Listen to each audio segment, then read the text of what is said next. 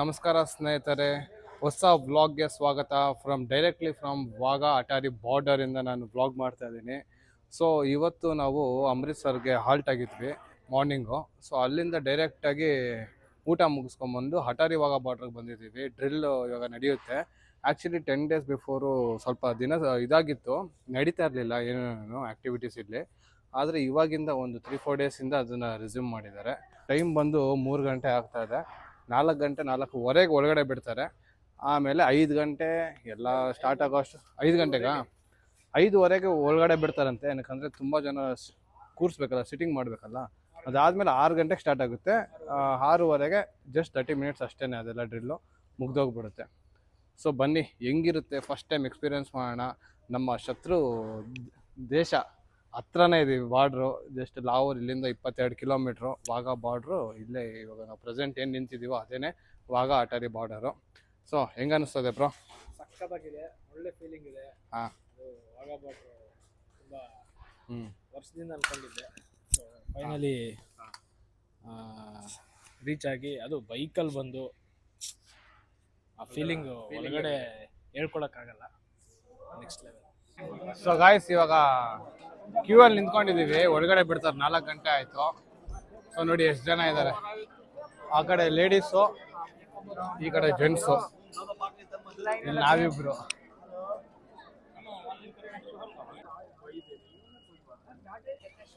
So ಇವಾಗ checking ಎಲ್ಲ ಮುಗಿಸ್ಕೊಂಡು ಒಳಗಡೆ ಬಂದ್ವಿ.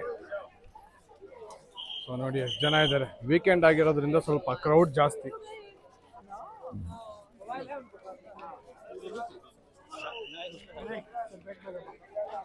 ಸೊ ಆದಷ್ಟು ನಾವು ಬೇಗ ಹೋದ್ರೆ ಮುಂದೆ ಸೀಟ್ ಸಿಗುತ್ತೆ, ಇಲ್ಲ ಅಂದ್ರೆ ಹಿಂದೆ ಕುತ್ಕೊಂಡ್ಬಿಡ್ತೀವಿ.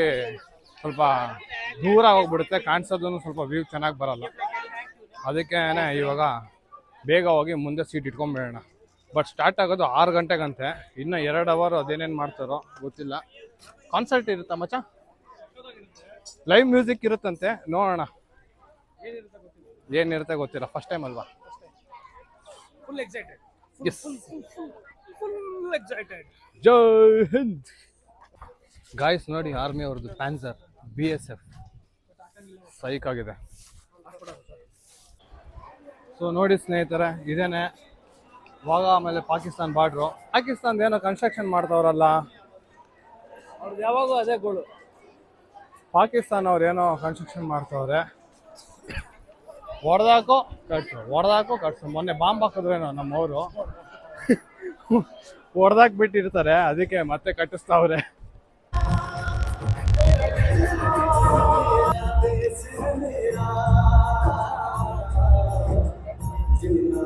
ಸಿಕ್ಕಾಪಡೆ ಬಿಸಿಲು, ಎಲ್ಲ ಊಷ್ಟ ಆಗ್ತಾ ಇದೆ ಕೆಳಗಡೆ.